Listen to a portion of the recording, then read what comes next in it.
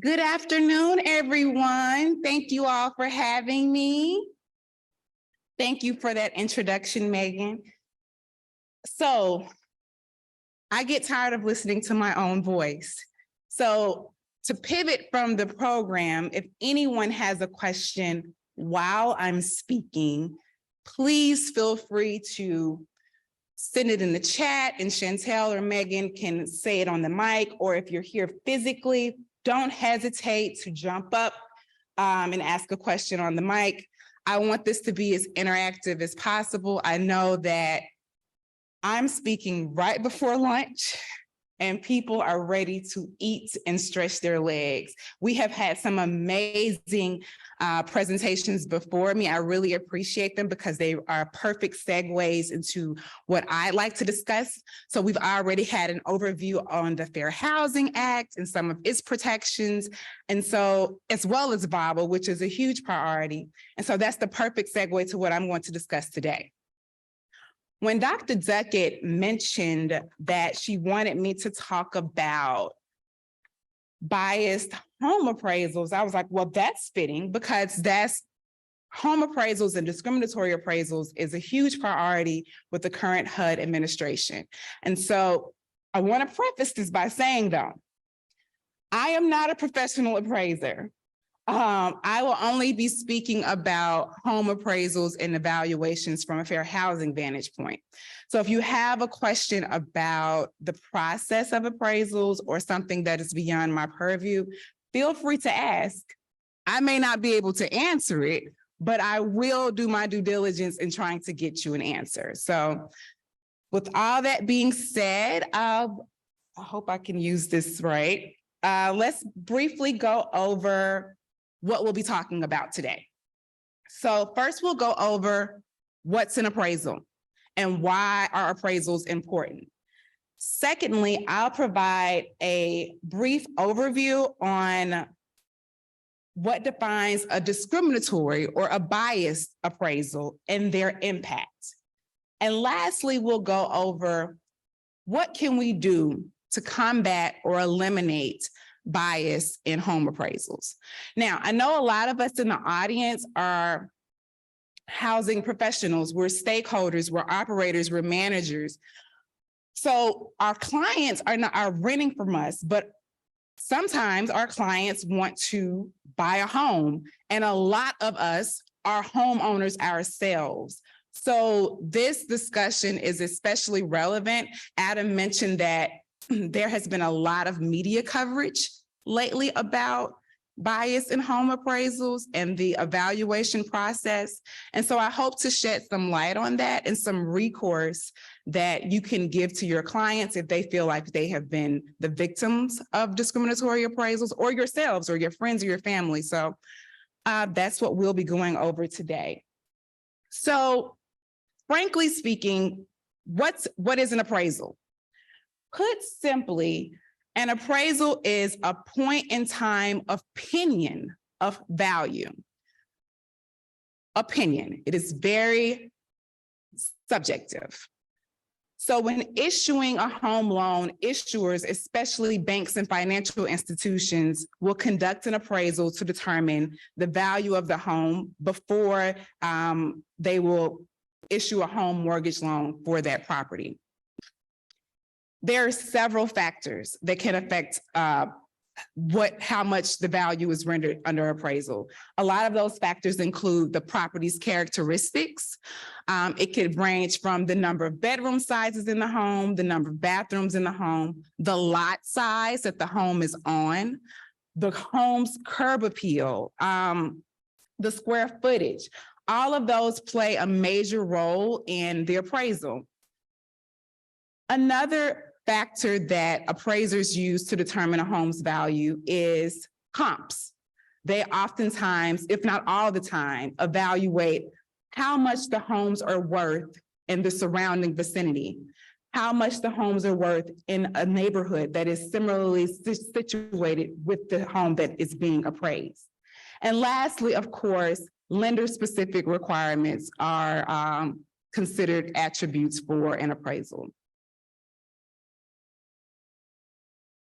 So why are appraisals important?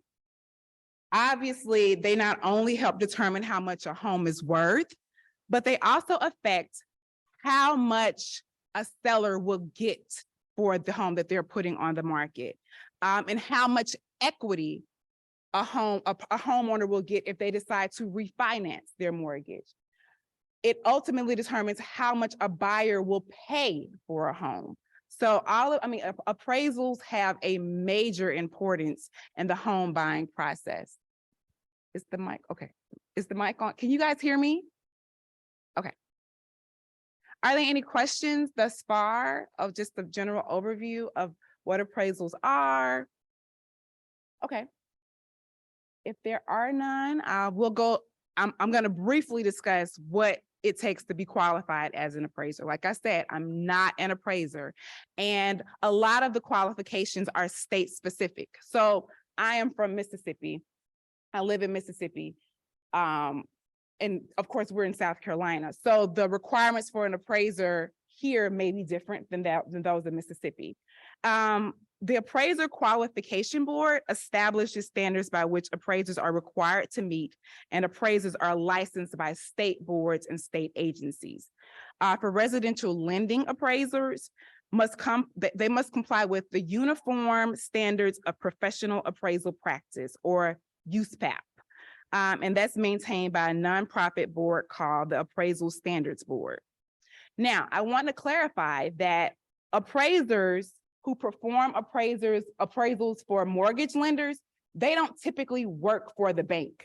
They are contracted out through the financial institution, but they are directly selected from an appraisal management company or an AMC. So they don't necessarily, they're not going to be employees of the bank or the financial institution by which is requesting the appraisal.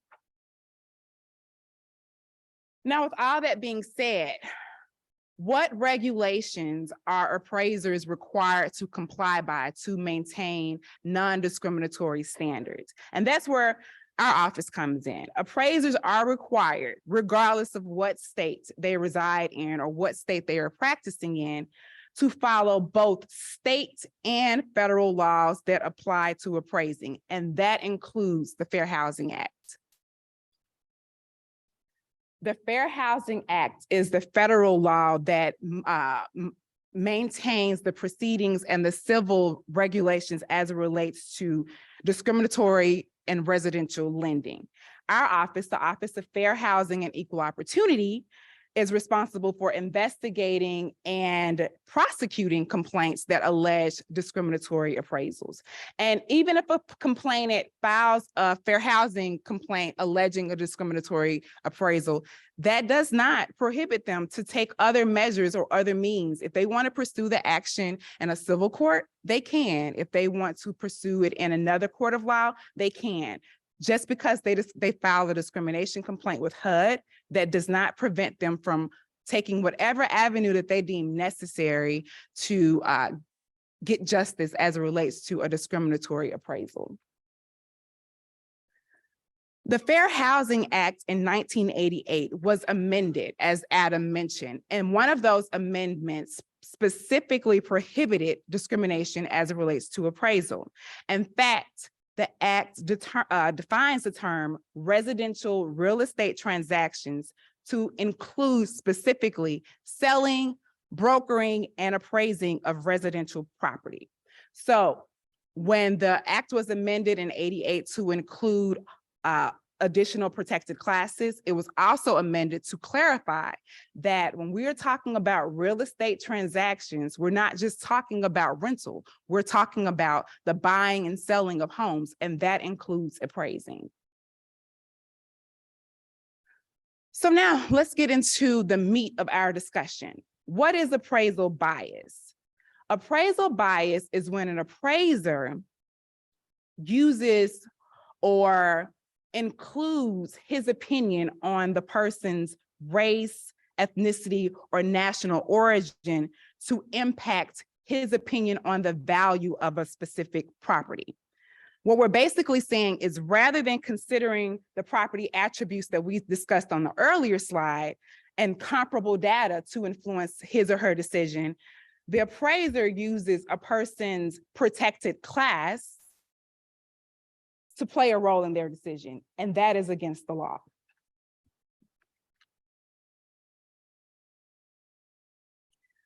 So we've discussed like what appraisal bias is, and we've already established that it's crucial in the home buying process because it establishes how much of a loan or mortgage you're going to qualify for. And simply stated, fair and accurate appraisals directly impact national home ownership rates. Here we are about over 50 years from the passage of the Fair Housing Act, and the racial home ownership gap is wider than it has been ever. In 2021, the Black home ownership rate reached only about 44%, while the white home ownership rate reached 74%. And evidence overwhelmingly suggests that racial and ethnic bias has been a contributing factor to the depressed values of appraisers in purchase transactions of properties, especially those properties that are in Black and brown neighborhoods. The evidence also suggests that racial and ethnic bias affects refinance evaluations as well. So what we're saying is minority homeowners, Black, brown, Latino, they're losing wealth building potential in part because we're perpetuating historical discrimination and segregation through discriminatory appraisals. It plays a major role. It's a domino effect. Hold on, I'm gonna go back. I don't think, let's see. Am I going back? Oh, I'm sorry. Okay. So I wanted to mention briefly a study that was done not very long ago by the National Community Reinvestment Coalition, NCRC. So like I said, this administration has really wanted to shine a light on bias appraisals and do something about it. And so one of the NCRC is the nonprofit that published a study that used mystery home shoppers that were interracial couples to conduct tests on the value on the appraisals rendered. So what they did was they had 7 tests conducted, and they had each tester was a couple, a Black and a white person. For 7 tests, they hired 2 appraisers to appraise a home owned by this interracial couple. The appraisers were chosen randomly. When one appraiser arrived at the home to conduct an inspection, only the Black homeowner was present. And vice versa, when the other appraiser arrived to conduct the inspection, only the white homeowner was present. The home decor remained the same, with the exception of making a modification to representing who the race of the homeowner was. So for instance, there may have been pictures on the wall that were changed out. But other than that, the decor, the aesthetic, everything in the home remained the same. The study concluded that one interracial couple's home was appraised $46,000 more when the white partner was presented the home as the homeowner. On average, from these 7 studies, white homeowners obtained way higher values than their Black partners. In one test, the appraiser absolutely refused to complete an assignment for a Black homeowner. And in another, it took the appraiser 11 weeks to complete the report for the Black homeowner. So this study was done like last year or a year before last. We're talking very recent. This is not isolated to the South. This is nationwide. We've had fair housing complaints trickle in where homeowners will use their friends as a tester, like they're trying to get there. They're like, I know my house is worth like way more than this. And so they will have their appraisal done, you know, on their own, but via their bank or whatever. And then they get this lowball appraisal, and then they will have their friend present the house that is of another race and get a higher value. These types of fair housing complaints, I'm not going to lie, are novel. They are not easy to investigate, but we definitely have the expertise at HUD to handle those types of complaints. And so I'll get into that a little later. So the evidence is overwhelming that appraisal bias exists and is detrimental to those people that are affected by it. So now we're asking ourselves, what can we do about it? In 2021, on the anniversary of the 100th anniversary of the Tulsa race massacre, President Biden announced that he was launching an interagency initiative to combat bias in home appraisals. And this initiative became the Interagency Task Force on Property Appraisal and Valuation Equity, i.e. PAVE. Serving on that interagency task force, of course, is Marcia Fudge, as well as 13 other federal agencies that include HUD, and they were charged with to develop a very transformative set of recommendations to root out racial and ethnic bias in home evaluations. So PAVE is a fairly new task force, but they have made a lot of progress in trying to not only identify some of the issues that go into biased home appraisals, but also remedy them. And we know that with any type of discriminatory impact or discriminatory effect, it's not going to be remedied or cured overnight. It's not going to be remedied or cured in a matter of weeks, months, or even years, because segregation and discrimination are systemic in nature. And so they're going to take some chipping away at a huge block of ice to kind of get to some progressive change, but they have made progress. And so I wanted to talk about a little bit of that progress. At its onset, the PAVE task force released an action plan to advance equity in home appraisals. And in 1 year, they have made significant achievements to meeting some of those milestones. Are there any questions before I get into some of their achievements? Questions, comments, concerns? Dr. Duckett?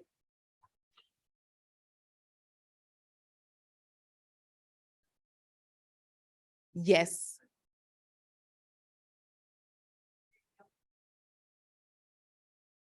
Yes, by all means. So Dr. Duckett and, of course, the Greenville County Human Relations Commission, as well as the South Carolina Human Relations Commission, they're called FIPS and FAPS in HUD lingo. They receive, these agencies and organizations receive federal funds from the Department of Housing through PEI grants, as well as EOI grants, education and outreach grants, and private enforcement initiatives to conduct fair housing testing.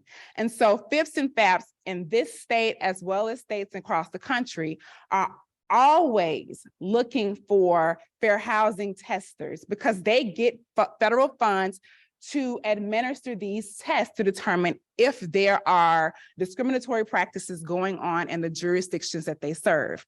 And so and they pay their testers. This is not volunteer work. So if you know of college students that want experience in getting their feet wet in enforcing fair housing rights, if you know young professionals that are really interested in making a difference, I would strongly suggest that you reach out to the FIPS and FAPS in Greenville County or the South Carolina Human Relations Commission to see like what type of testing programs that they have.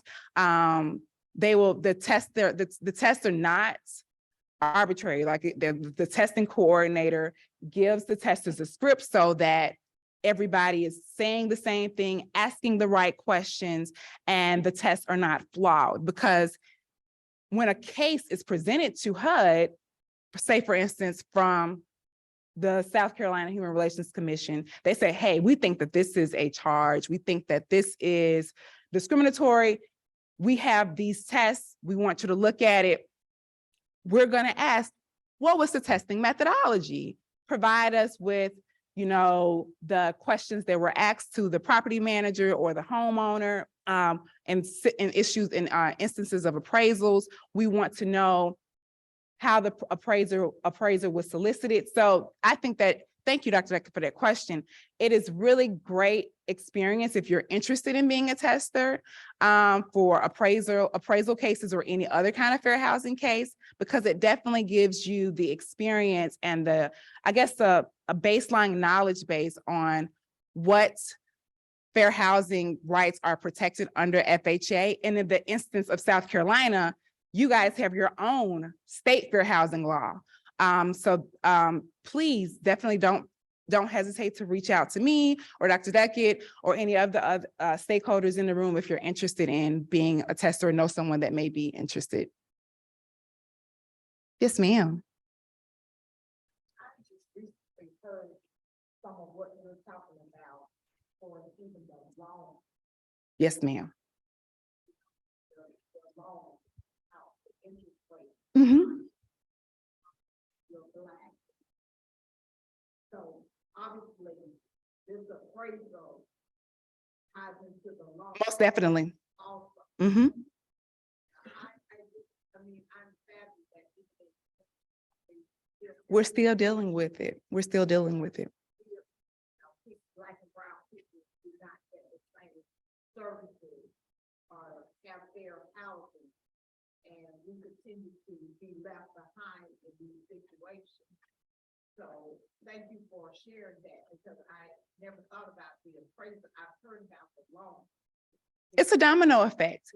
Like Ms. Morris said, their predatory lending or discriminatory lending is prevalent, and the appraisal, of course, is going to impact your home loan, and that could negatively impact the interest rate that you get for your loan. And we have the studies are out there. In some instances, people of specific protected classes are quoted higher interest rates despite their credit score, despite their credit history.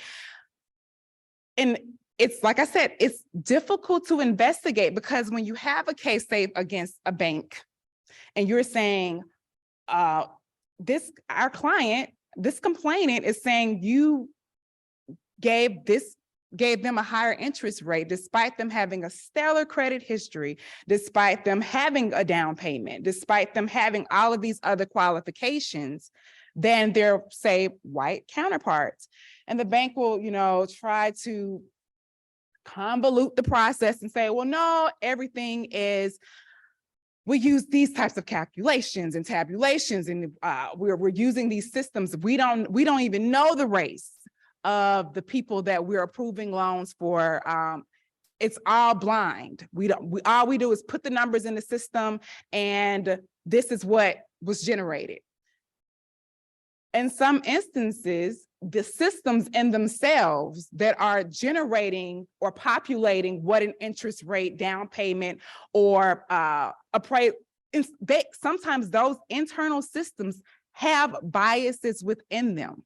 And so although the banks or the financial institutions are saying, we don't even know the race of the client or the race of the borrower, they have the burden of proof is on them to make sure that whatever processes, systems, or procedures that they are implementing does not have a discriminatory impact or effect, or disparate impact or effect on those clients that they are serving. So that is a perfect point brought about by Ms. Inez. Any other questions or comments?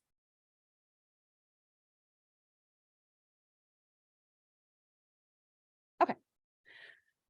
So, like I said, we know that addressing this problem, it's not going to fix itself overnight. But I did want to give PAVE kudos, because this discussion is especially relevant today. The progress of this PAVE initiative can be summarized in 3 categories: empowering consumers to take action, cultivating a more diverse appraiser workforce, and increasing transparency in appraisal data. Now, I went to a school for math and science, but I'm not a math person. And so a lot of times when we're talking about appraisal bias, especially as investigators, although I'm a branch chief now, I came in as an investigator, it's daunting. You ask for this data from the bank, they send you boxes of information with just numbers. And I'm not a statistician. Like, I don't know I don't understand the percentages that the appraiser is using or the loan officers use. It can be a very daunting process. However, although math is not my strong suit, our FHEO investigators includes people that have that type of background. And we also have an Office of General Counsel and Regional Counsel that can help us fight through the minutia, because that's what any respondent or recipient is going to do. That's what they're supposed to do. They're going to get defensive if you're saying that what they're doing is considered discriminatory treatment. They're going to try to bog you down with a lot of unnecessary minutia, but we have the bandwidth and the capability to kind of cipher through that minutia and determine like what's really going on. So to increase awareness on appraisal bias, PAVE launched its website. I think it's at the end of my slideshow, but I think it's pave.hud.gov or something like that. And that website includes a plethora of appraisal-related resources, including tools for support services on the process for reporting suspected misevaluations and the process for filing a fair housing discrimination complaint that alleges appraisal bias. The action plan also required for PAVE to leverage data to identify trends. And since then, the Federal Housing Finance Agency has shared data across the federal government to improve oversight of the appraisal system. And the database will also allow agencies to conduct enhanced oversight and enforcement and facilitate new research related to property valuations. And so prior to now, the data was kind of like, well, who has it? What agency is monitoring it? Now we have more transparency. It's easier to get our hands on what's important and see which actors are doing what. And so we have PAVE has increased transparency as it relates to appraisal data. Another goal of the action plan was to cultivate a well-trained, diverse appraiser workforce. The appraisal subcommittee provided grant funds to the state of Mississippi, my home state, to pilot a 9-month appraiser training program to graduate and first ever cohorts designed to train aspiring appraisers for licensure. You may not know this, but the appraiser industry is predominantly dominated by white males. There are hardly any minority appraisers in this country. I don't have the exact statistics, but it's a white male dominated workforce. And I can attest to that because I attended the graduation of this cohort in Mississippi, and I talked with a lot of the graduates of this 9-month program, and they were saying that although it was a rigorous program, it was very tedious, they otherwise would not have been able to gain access to be an appraiser, because in instances of becoming an appraiser, you usually have to shadow or kind of do an apprenticeship with an already seasoned appraiser. And so unless you know an appraiser, or you are well connected in that industry, or somebody just wants to pull you under their wing, you really don't have your foot in the door. And so it's kind of easy to perpetuate, I don't want to say a good old boy system, but it's easy to do that if the training is through an apprenticeship. So For an appraisal workforce that is white, male dominated, barriers to entry, of course, exist. And when I participated when I attended that ceremony for the graduation of this cohort, I think it was like 17 people. They were real estate agents, loan officers, people that were very familiar with the home buying process. They told me personally, like, unless I did this pilot program, I don't think I would have had access to this type of training, because access is influenced by who you know. And so this pilot program the pilot program that was done in Mississippi will hopefully be replicated in other communities and states across the country. In that cohort of 17, it was really diverse. You had people of all ethnicities and that participated in that program. They still have to take the test, of course, to get their appraisal licensure, and I'm sure that they all did well. But they said that in their communities, people in their communities wanted people from their communities to be able to conduct the appraisals in their homes. And so that was really promising to me. It seemed like that pilot program made a huge benefit, especially, y'all know Mississippi is a rural state. The good old boy system is very well established.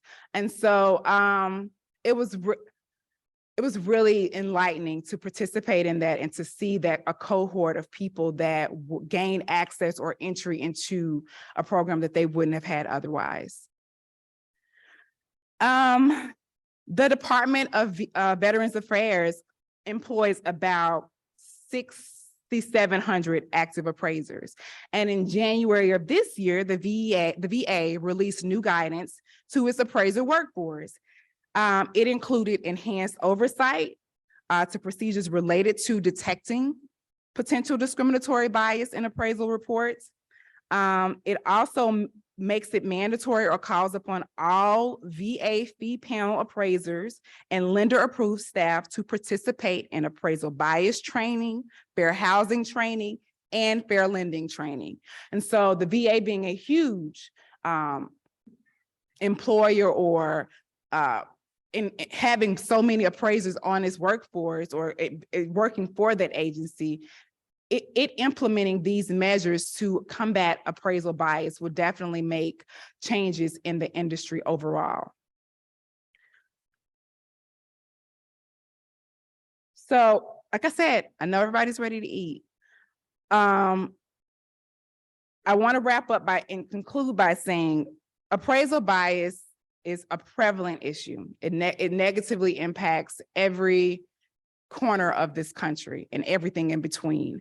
It impacts the wealth gap, it impacts generational wealth, it impacts minorities. It's a domino effect, as Ms. Morris mentioned earlier. But this administration and HUD is working diligently to kind of chip away at that ice block. We know it's not going to be an overnight process of eradicating discriminatory appraisals or any type of discrimination for that matter. But the first step is not only recognizing that there is a problem, but also trying to do something about it. And so with the implementation of the PAVE initiative, as well as its issuance of its action plan, and then trying to address elements of that action plan strategically, incrementally, and thoughtfully, I think that we are on the road to really combating the issue. So with all of that being said, I think we have some questions. Okay, Chantel.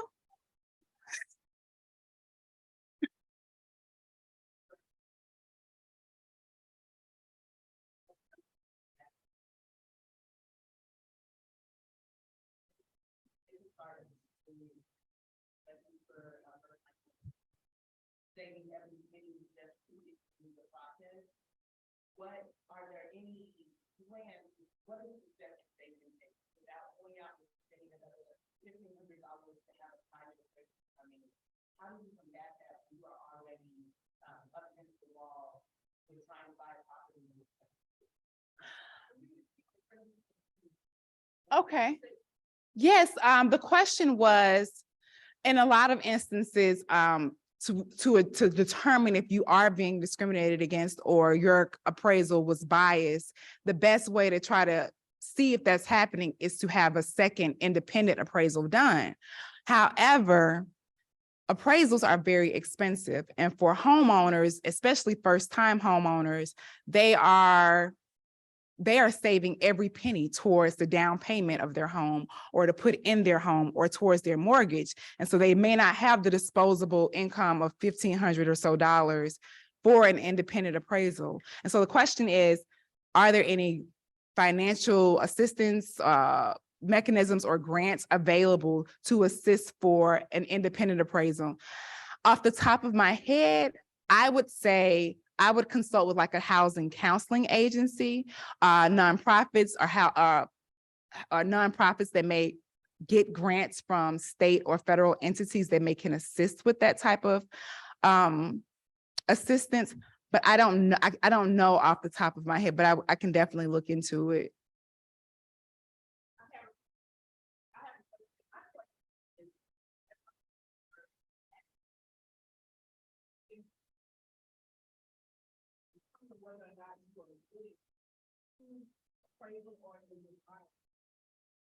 As a homeowner that is just interested in wanting to understand what their home is worth at any point of time, I would definitely look before hiring an appraiser independently, because they are so expensive. I would definitely look at the credentials for anyone that you are considering conducting the appraisal. I will look at whether or not their credentials come with references, like the appraisals that they have done previously, whether they have come highly recommended or not recommended at all.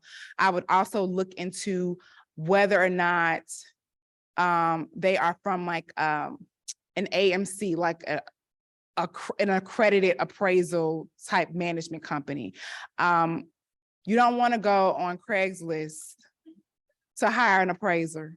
You definitely, and we know, we talked about it earlier, the internet scams are real. Everybody claims to be a professional of some sort. And so I would just do my due diligence as best I could to make sure that whomever you hire has the expertise and the professionalism to conduct an unbiased appraisal.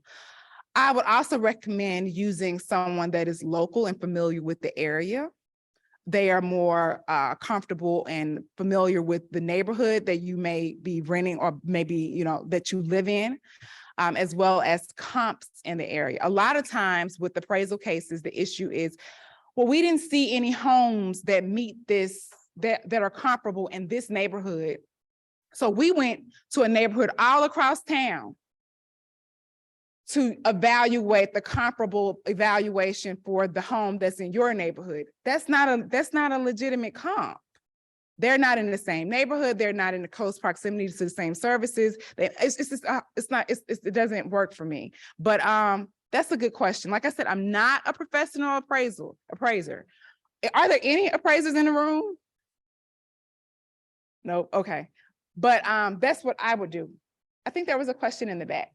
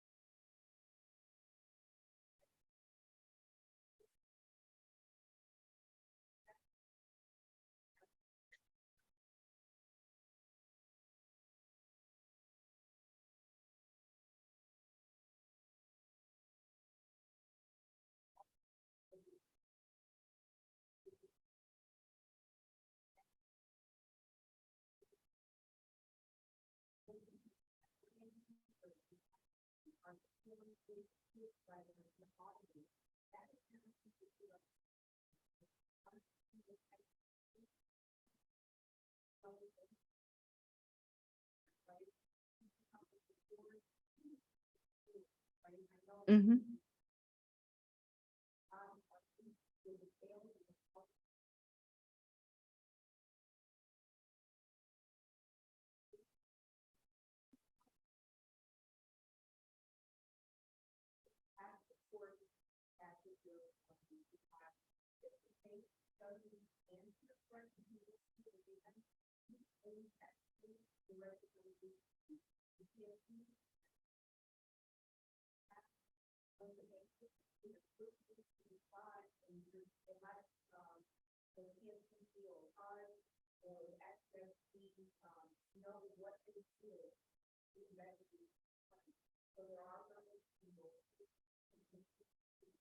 I should have given you the mic.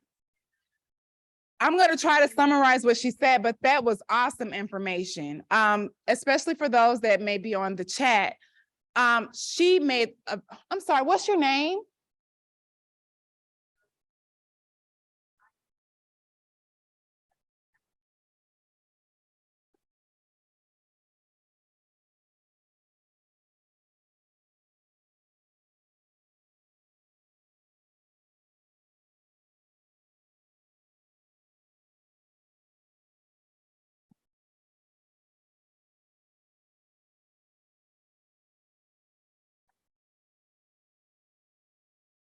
Oh, wow.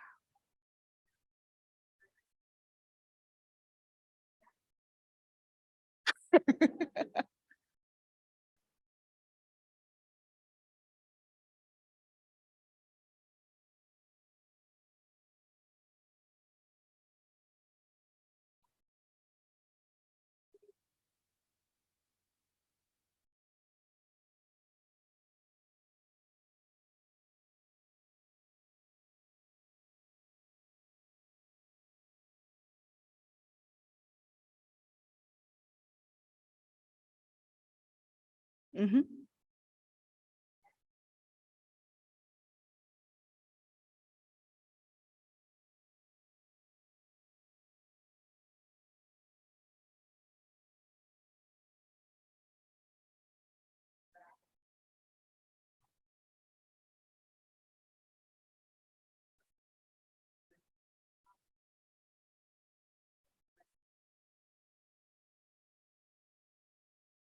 Thank you, Ms. Wilson.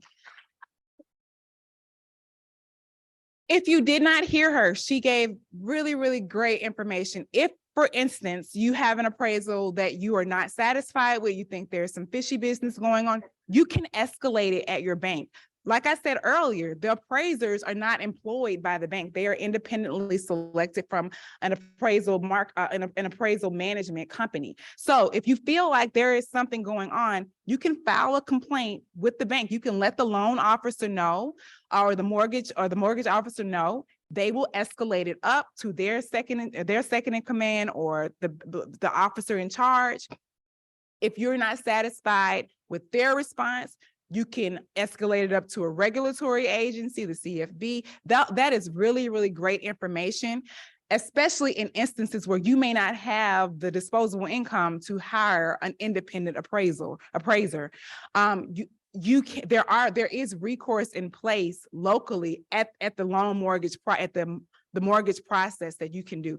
The appraisal that's issued by the appraiser is not the be all end all. If you have issues with the evaluation, if it's automated, as she said, if you never had anyone physically come to your home and you're just getting an automated market value number as to what your home is worth, that's an issue. And you want someone to physically come to see the upgrades to your home, the granite counterfloors, the money that you've invested in your home. And so that is really, really pertinent information. I think that Ms. Wilson, who has a consulting firm, will probably be really great if you have additional questions for her as it relates to bias and appraisals. But are there any questions on the chat? Okay. Yes, sir. You mentioned the training that appraisers go through really to prevent bias. And there's no guarantee that I go through the training, I'm not going to still be biased. But is that a listing somewhere? So when you're looking for appraisers, you at least find somebody who's going through that basic training. No, but I don't think that there is a database or a listing somewhere, but I will say that appraisers that have had that training will definitely tell people I have had, and you can ask them. They will say, I've had fair housing and fair lending training. I sat through this seminar, or I attended this training in person. That is definitely, I will make that as a suggestion, because if we don't have a listing or database, for instance, of appraisers that have had that type of training, we definitely need it. But like you said, I would want to know if the appraiser I'm hiring, or the appraiser that is conducting the evaluation of my home, if they've had some experience or background in understanding, everybody has biases. I mean, we all have biases innately, but we need to make sure that those biases don't impact or influence someone negatively, especially when we're talking about something as important as their home. Your home is probably the biggest investment that you will make. Well, thank you all for having me.